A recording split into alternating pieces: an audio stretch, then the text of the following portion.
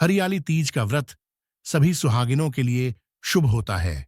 पति की तरक्की और जीवन में खुशहाली के लिए भी ये उपवास किया जाता है। ऐसे में आइए इस व्रत की कथा के बारे में जान लेते हैं। कथा को लेकर ऐसी पौराणिक मान्यता है कि भगवान शिव माता पार्वती को पूर्व जन्म की बात सुना रहे थे।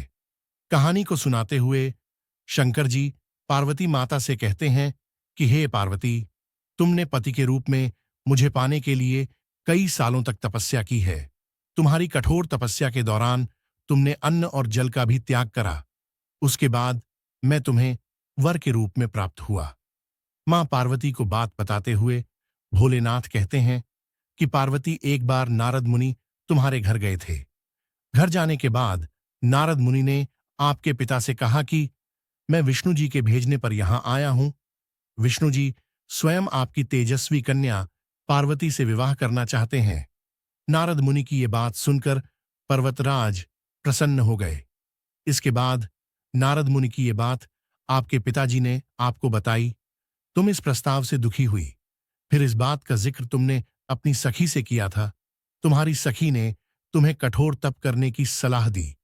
इसके बाद तुम मुझे पति के रूप में प्राप्त करने के लिए एक जंगल की गुफा में चली गई।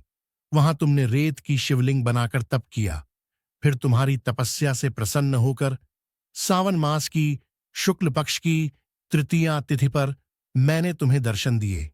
इसके बाद तुम्हारी मनोकामना पूरी करने का वचन देते हुए मैंने तुम्हें पत्नी के रूप में स्वीकार कर लिया। इस दौरान तुम्हारे पिता भी गुफा में तुम्हें ढूंढते हुए आ गए। फिर आपने पिताजी से कहा कि मैं आपके साथ चलूंगी, लेकिन जब आप मेरा विवाह महादेव से करवाएंगे। तुम्हारी बात सुनकर उन्होंने ये विवाह करवाने के लिए हां कर दी।